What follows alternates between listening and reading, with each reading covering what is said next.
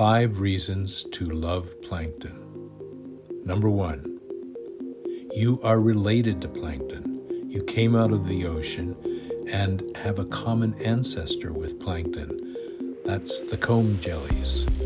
We share 60% of our genes with jellyfish.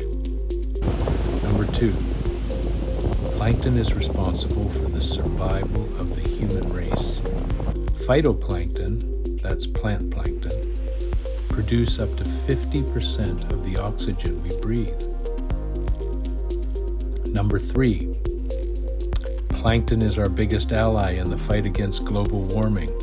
With the help of whales, fish, and marine invertebrates, plankton fixes and safely stores carbon and keeps it out of the atmosphere to reduce the impact from global warming. Number 4, without plankton, there would be no food for blue whales, no songs sung by humpback whales. In fact, no fish at all in the sea. Number 5, plankton is fun and strangely beautiful with pulsing colored lights and odd fins and tentacles, but we don't notice them because they are so small. And without plankton, there would be no book about this wonderful world of plankton called Planktonia by Erich Hoyt, that's me.